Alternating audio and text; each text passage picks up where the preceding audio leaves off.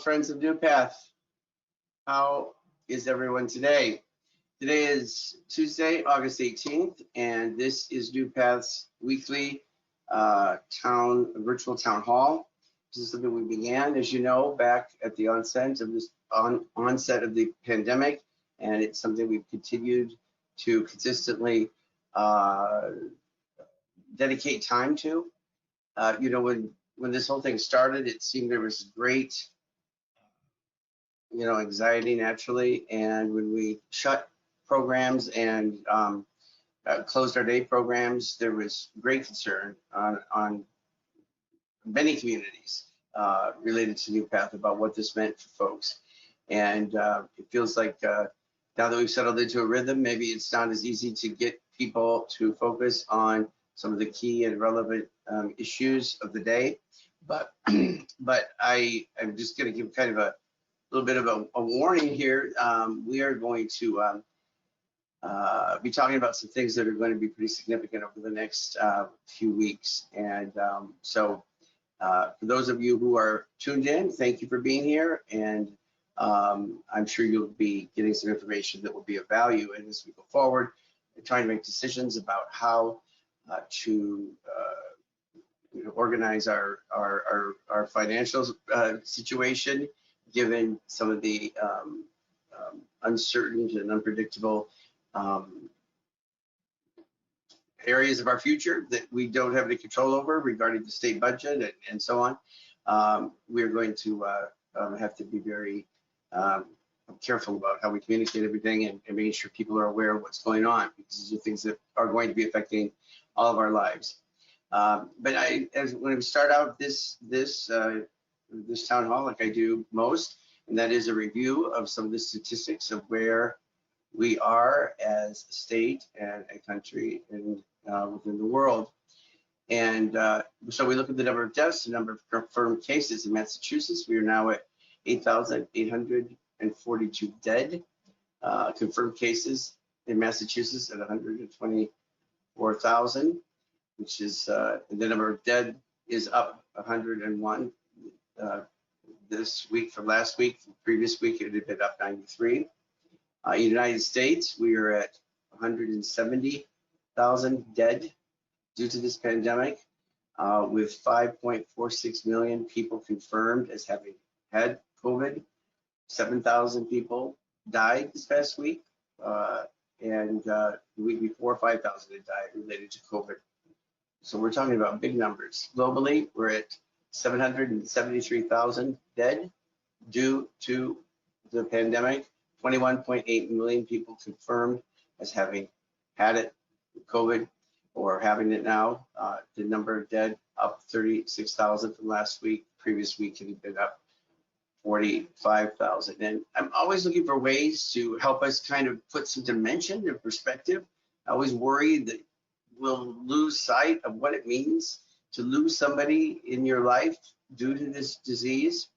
And so at around 171,000 dead in our country, it's roughly the population of Worcester, Massachusetts, which is actually at 186,000 people living there. So if you wiped out everyone in Worcester, that would be the equivalent of the number of people we've lost across this country due to COVID-19. And if you think about the number of people who have gotten COVID at over 5 million, the population of LA is only 3.9, not only, but 3.9 million.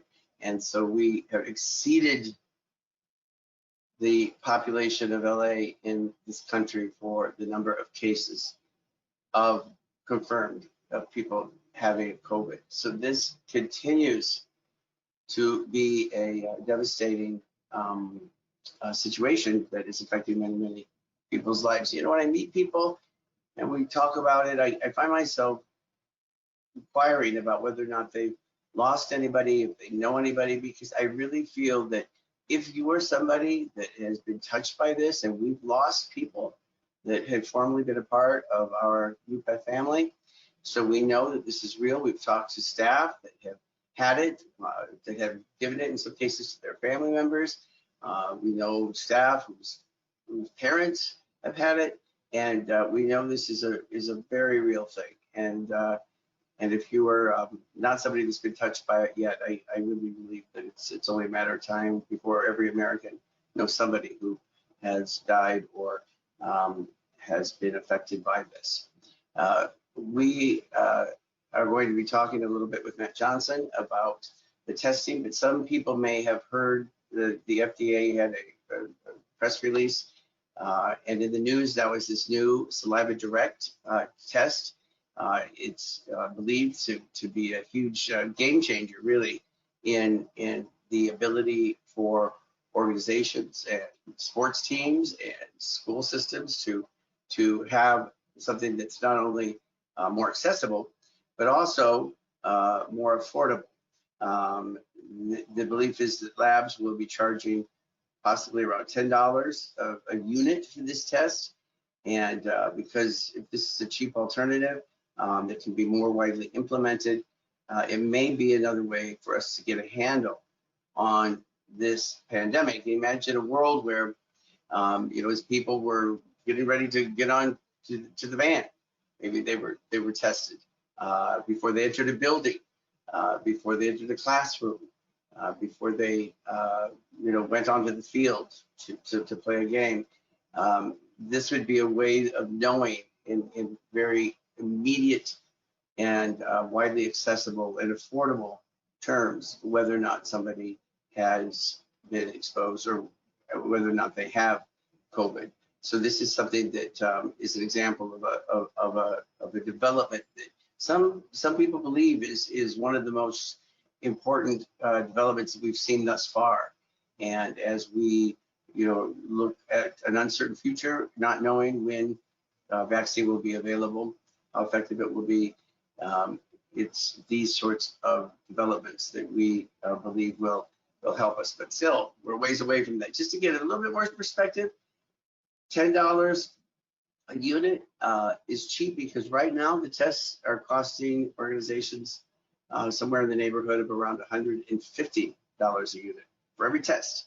So it can be a big expense for a person or a family or an organization to absorb. But $10 a test is sure a lot better than $150. So in thinking about the testing, we received at 4:49 p.m. on Friday a 10-page report, or actually it's guidance from DDS, that's the Department of Developmental Services, related to surveillance testing. This is a concept that is related to how Massachusetts is going to ensure the safety of some of the what they call the congregate care programs, with our residential programs falling into that definition. These are also would include nursing homes and some other sorts of assisted living communities and so forth. And it's going to be these are going to be guidance around how what the new expectations are going to be for staff being tested. And I'm going to ask Greg to bring up Matt Johnson, who is patiently waiting. Matt Johnson, who is our Senior Clinical Director, and most of us know him. Hi, Matt. Hello. Thank you for being here today. You're welcome. And I'm glad you're here because you're a much, I think when I say our teams kind of picked through the guidance, I didn't mean me. I've got some really smart people helping me do that. I know you and Ted and Sharon and others have been looking through this, trying to make sense of it. And I appreciate you being here to help us explain it. I wanted to make sure though that I can't remember. I know you've been on before to represent various areas, but I think it's worth mentioning it again that you have been with us now for 22 years. Yes. And that is a long time to have somebody in your very important and critical, kind of pivotal leadership like in an organization. So we're so grateful for that. And just looking at, I have to say it again, you raised over $9,000 for NuPath, and you're what we call a Club 50 Dynasty member. That means that you've been a part of Club 50 every year that we've that we've used that as a way to kind of reward our top 50 fundraisers. Congratulations, you're a superstar at a lot of levels. Appreciate that. But so there, I didn't want to ever forget to mention that for you. I thought maybe we missed it the last time. Matt, you have had a chance to kind of go through the guidance that we received, and this is an issue on so many levels, because it's going to be our responsibility as an organization to ensure that we get all of the staff that are working in our residential programs at this point in time tested. Talk to me, I know that we don't have all of the details ironed out yet. I mean, we got it at 4:49 on Friday. So I think that by next Monday, we'll be able to give much more clear guidance on, locations of testing sites and so forth. Talk to us about the overview of what this means for NuPath and how we're going to go about sort of reaching compliance with this new guidance from the state. Sure. The guidance is really right now focused on residential programming, and we will be looking to get all of the staff that work in residential programming, from the management teams to the support staff to the clinical team and the nursing team. Everyone will get tested, and it's really a baseline test. The test will happen between now and September 15th, and it is a mandatory test. The state is mandating that we do this, and the idea, I think, really the real main idea is to use that baseline to really filter out, from that immediate, group of people, anyone that is positive but not showing symptoms. And as we do that, the goal is to get those people out of the programs and out of working with their coworkers and the people we support, and get them healthy again, and then back into the programs working. That filter isn't perfect. If we take a test today, we could get it 2 days from now in a grocery store or somewhere else, and then be positive 3 days later. So it's not perfect in that sense, person to person, but in the sense of doing the testing for all of the individuals that we support and the staff, then we really are able to filter out anyone who's positive but not showing symptoms. And overall, that should decrease the likelihood of any surge that might occur, or any outbreak within a particular home or particular setting of people. Yeah. You to me before we started, I thought it was a really great way to kind of get some perspective on this. So what you often hear is, well, what's the point of it anyway? Because I could leave here tomorrow and get it, and then I could be infected with it. But as you said, let's imagine that for all of Region 3 or all of Middlesex County or something, we found that there were 100 people that tested positive, and if those people were then encouraged to quarantine and stay out of the ratios, those are 100 people that aren't infecting other people. So even if there are people that will have new positive tests to be found, you're eliminating that sort of the existing core people that may be still exposing people. Is that right? Is that sort of how they're looking at it? Yeah, I would say that's very accurate. And I think if we think of it in large scale terms across all of DDS services, if we're able to even get a small portion of those staff that are working out there and have it, and all of us that have it, out of the system till we're quarantined and ready to come back, we do decrease the likelihood of a spike or some other surge that might occur in the fall within our service network. How is this going to be used, Matt? When the governor gave his weekly press conference last week, maybe it was, or maybe lose track of the time, maybe it was 2 weeks ago, when he talked about an increase that we'd seen in new cases, and how they're looking very closely now at the community spread and where this is actually happening. So if you're in a city and town where you are seeing where maybe your neighbors aren't wearing masks, or they're having 300-person weddings, or they're doing some other activity that is not consistent with the guidance, then they're guilty of the spread. These communities that have this higher rate of community spread are a concern to the state, aren't they? And so how is this going to be used by the department in concert with the government, as far as with our state government, as far as controlling the virus? Like, can you talk to us about that?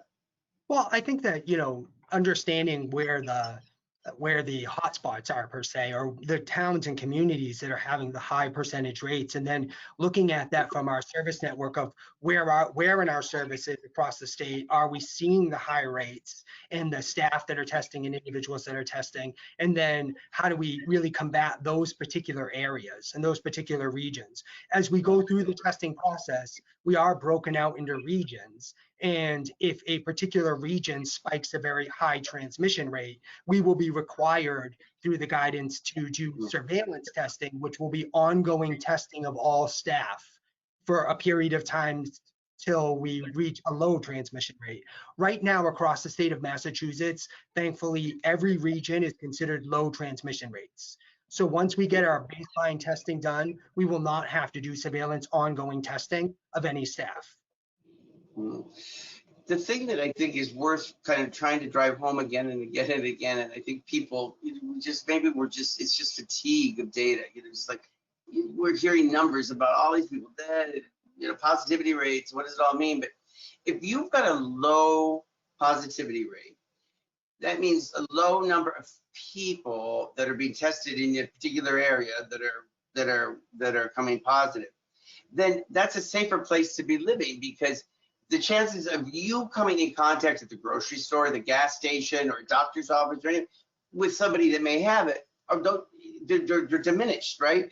I mean, you may, for all we know, we can't see the virus, but if we could, it may be that some of us don't come in contact with anybody that's got the virus all day long.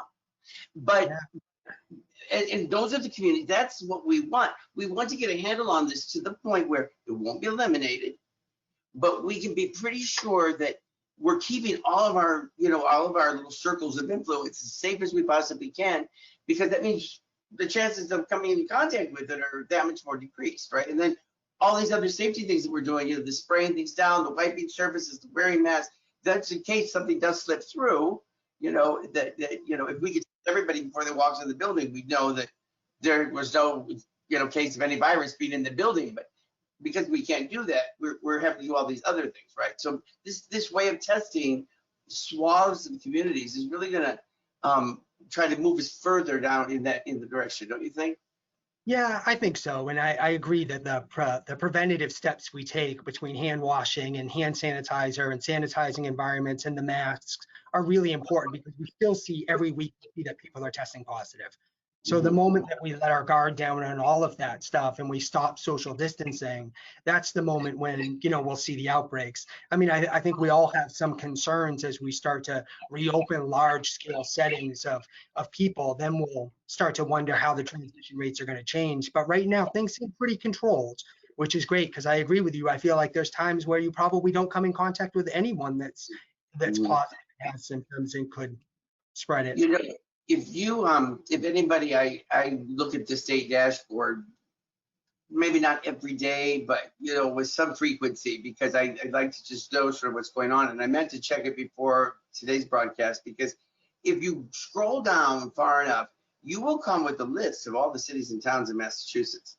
And they will tell you what the positivity rate is, how many cases were diagnosed or were uncovered the day before, or there's a little bit of a lag to when the data goes up. But I know last week I was looking at it, and all of a sudden I noticed Agawam, which is where my husband John's family's from in Western Mass, they had like 26 cases out of the blue the previous day, I think. And that's compared to a lot of communities where it was like 1, 4, 3, or 2. I didn't look what Woburn was, but Agawam was close to the A's, way up there.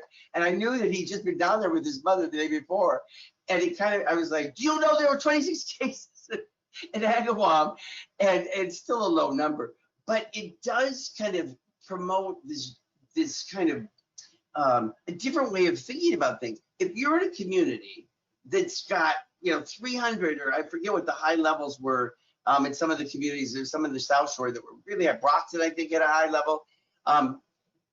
In a way, it kind of like puts a spotlight on your town or your city, your town, and be like, what are you guys doing that's not right?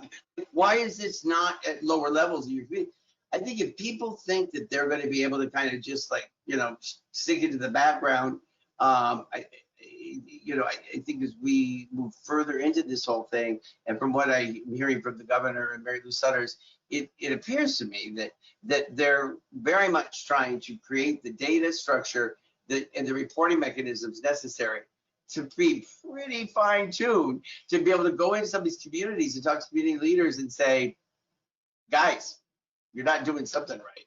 And in Middlesex County, we're going to continue to see low rates, but this is why it's so important that we get this done. And September 15th, is that something you think we can do?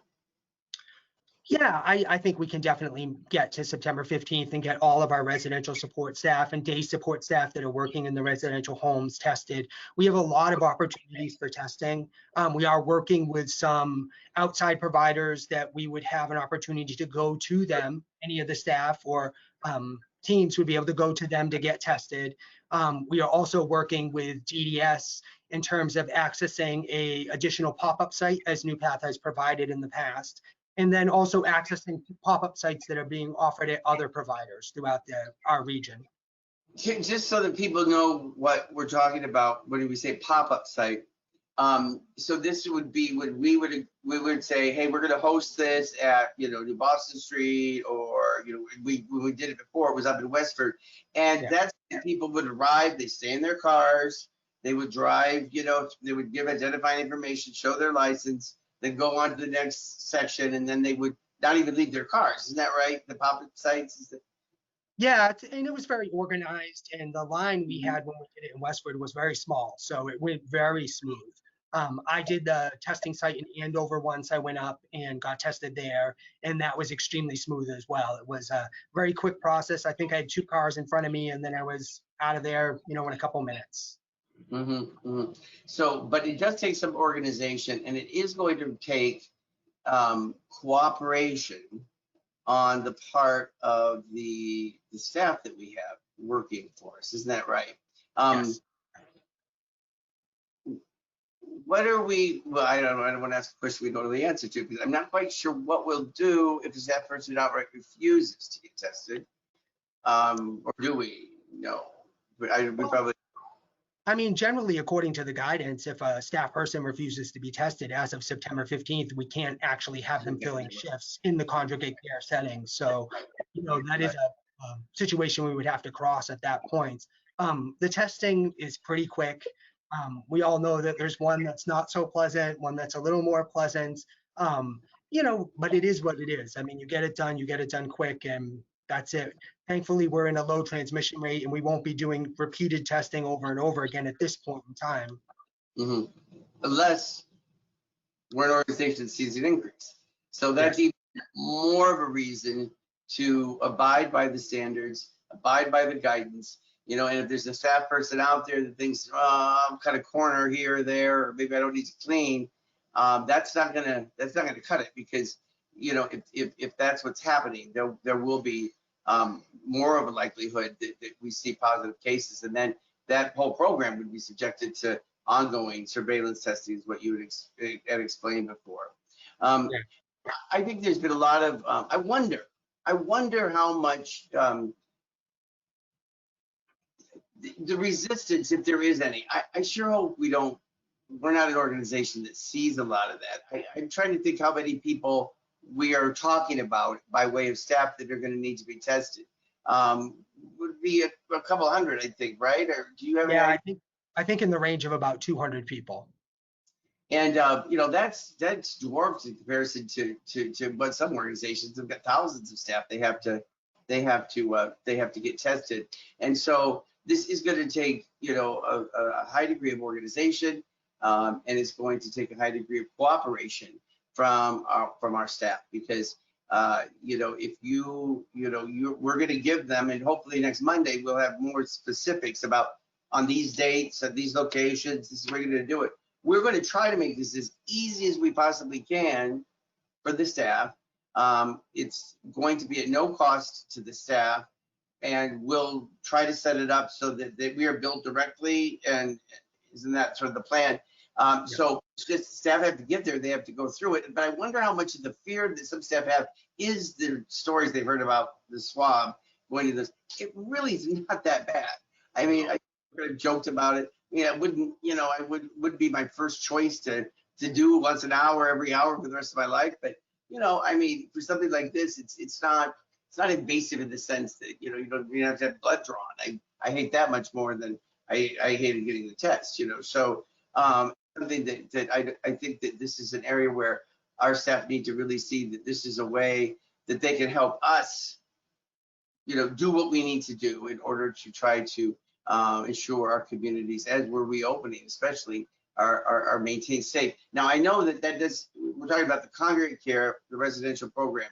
What would you say to a staff person that maybe is working primarily in the day programs right now as they've reopened, or are kind of on the fringes in some other way?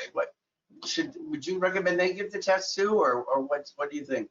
Yeah, I would recommend they get the test too. I think that it makes sense to get the test done during this baseline time, have that information for yourself to know, and then you've completed the process. Mm-hmm. While focused on the congregate care on the residential settings, I mean, we have open day programs across the state, so it's just a matter of time before it's mandated in the day setting as well. And a lot of our staff that work in day have been working in res, so it really makes sense just to get it done at this point in time. Mm-hmm. So if you are a day program staff that's out there and you hear about don't shut your ears down and think this doesn't apply to you, because this is something that eventually we just are assuming that it's going to be a requirement for all of our staff. And if they go through with it now, we've been told that any test that's been completed after August 1st will be sort of considered part of this baseline sort of first swath of testing, correct? So I mean, if I'm a person staff and get tested now, I won't have to worry about getting tested in 2 weeks or whatever, in a month's time, necessarily, if I have it post August 1st, unless they move the date for the day staff. Yeah. Right? Yeah. So yeah, I mean, at this point in time, all the residential staff, if anyone has had a test completed after August 1st, then we can use that test as part of this baseline. So anyone who's done the test in August does not need to complete the baseline testing and can just send those results in to Human Resources. Mm-hmm. So we'll know more by this time next week, and I don't know if the information will be coming from HR or the manager. One way or another, we'll get staff the document or the information they need. Yeah, I know Karen is going to send out an initial letter to all the employees to let people know, and we've already been working on some potential dates and times for testing. So she's trying to include that information as well, and I think that'll really get the ball rolling. And then I think, as you said, by Tuesday next week, we'll have much more definitive set of dates and times for testing for people. Mm-hmm. We've not been through anything like. There's so many of these experiences are just so odd, surreal.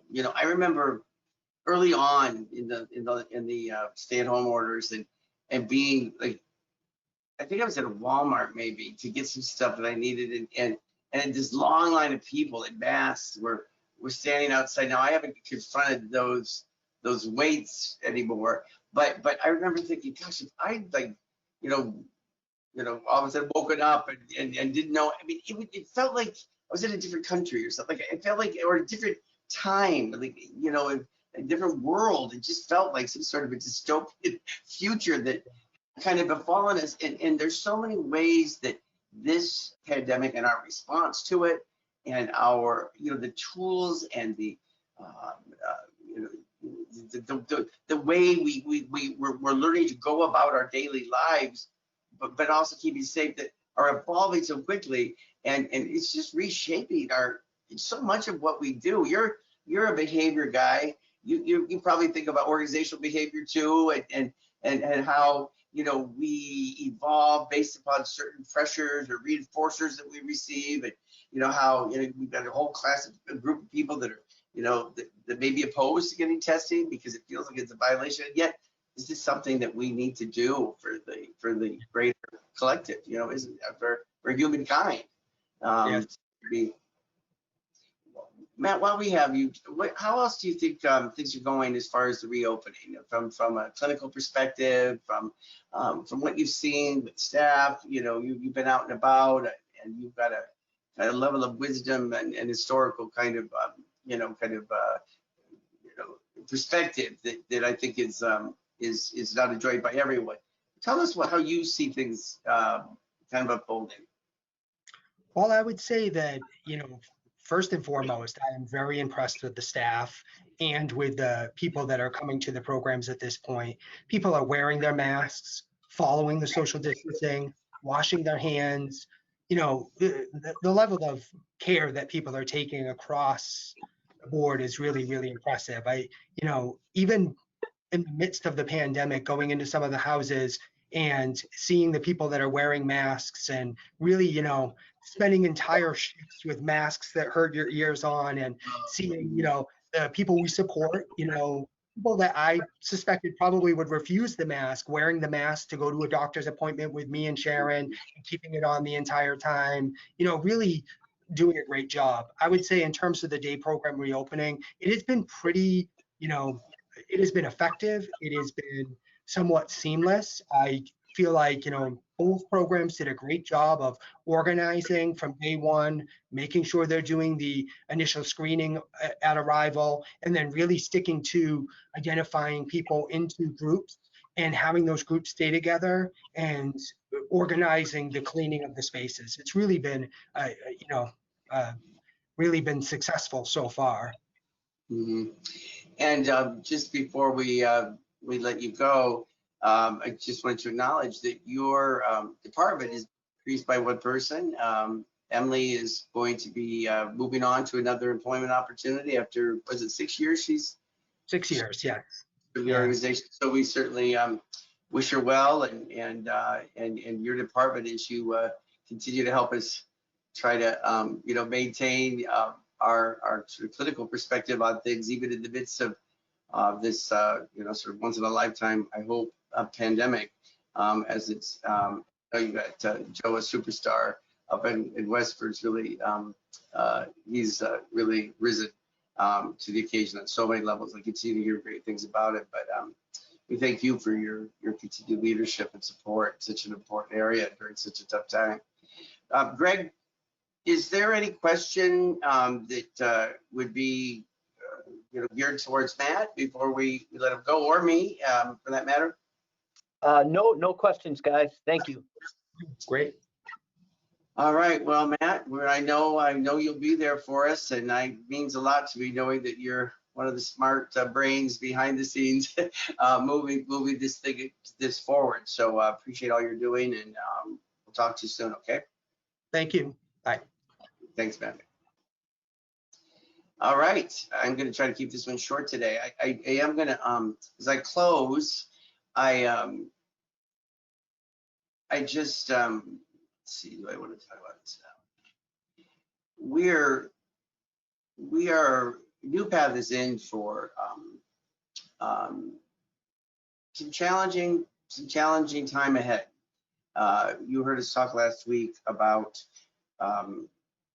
well, I think we touched on it briefly, but with this pandemic hit, you may recall that we sent around a petition, and we had Rich Haggerty on, and we were talking about how our programs like NuPath are going to be funded, because we get paid when we provide a service, and if we can't provide our day services, then that presents a real problem, because we're not able to make revenue to then make payroll and to cover all of our occupancy expenses. And over the past 4 or 5 months, a number of different avenues, the PPP loan that you've heard us talk about was made available. There's a number of different sort of pockets of relief funds and monies that we've applied for and taken advantage of it. And the department made available kind of a form of payment to assist organizations like NuPath, just try to make sense of everything while we were still trying to figure out what to do. But by January 1st, we're now preparing for kind of the new reality as we go to the end of this year, well into our second quarter and soon to be in our third quarter, soon to be in our fourth. And even as we're feeling like we may be able to conclude this year, relatively stable from a financial perspective, we're looking at a future from January 1st. Great uncertainty, and so much of the additional monies that have been made available to staff or to providers like NuPath are going to no longer be available as of January 1st. And the message has been very clear to organizations that are doing business in Massachusetts that this time that we've had with some of this additional money that's been made available is really, the intention has been that we're sort of, to use the phrase, getting our house in order, making sure that our spending is reduced in a way that's consistent with our needs and therefore, what money we are being paid. So I say that because, we're far from approaching anything close to where we would need to be from a revenue perspective for our day programs. And yet we still have a lot of day program staff that are doing maybe some virtual things, and maybe some that are not even able to be in work because they're either furloughed or they're caring for kids at home. And as we talk about how we are going to be approaching this, what will certainly be one of the greatest challenges this organization is, and indeed the state and the world, we're certainly not alone in this. There are going to be some very difficult decisions that have to be made, and I'm talking about our fleet of vehicles. Do we need them all if we're not transporting people? Our spaces that we lease, which is a great expense to this organization, that are sitting largely empty. And my feeling has been this, that we can, as things improve in the future, because they will, there'll be a time when this pandemic is, I hope, nothing but a distant memory. But when things improve, we can always lease more space. We can always, get another fleet of vehicles if that's what the need is for. But what makes NuPath special is our staff. It is the hundreds of men and women that are out there, people like Matt Johnson that have been with us for 22 years, 10 years, 15 years, that have dedicated their lives to this organization, and that is what makes NuPath who we are. It's not our buildings, not our vehicles. Lots of places have nice buildings and nice vehicles. What makes us special is the kind of care and the love and the values that so many that are core and backbone of our industry, of our programs. And to those staff, I want to just thank you guys again for being out there and doing all that you're doing to not only keep us progressing and managing our service delivery, even during the most frustrating and challenging times, but doing so in a way that continues to carry the highest standards that NuPath has established for ourselves. And it makes me very proud to know that you're out there. And if you're somebody that's on the fence about taking a residential position, I think you'll soon see that there's going to be a number of opportunities for people at all levels, whether that be people in a management leadership position, people that are in other support functions that we no longer need, and the word, the call to ARBs, or whatever you want to say, for this next few months is really going to be about flexibility and speaking to people that are, if you want to remain part of NuPath, if that's important to you during this time of rising unemployment and financial uncertainty, if this is a recession or what, we'll make sure we try to find a way to help you stay to stay with us, but we will be needing people to be flexible. And you know, in some cases it may be saying, hey, this is where we need you. And when we get to the other side of it, we can maybe reconsider. But it's for sure going to, this agency is going to look very different probably after January 1st. And that's just how it's going to be. All right. Well, thank you for joining us again today. And this was a good opportunity to kind of talk about what testing is going to look like. Thanks to Matt Johnson again for joining us. And I hope you all will tune in on Thursday for our Unity Forum. We're going to be talking to some staff that are working on the front lines and hear from them about how things are going in their various corners of this organization. And we got this, guys. We will get through this together. With that, I sign out. See you guys soon. Bye-bye.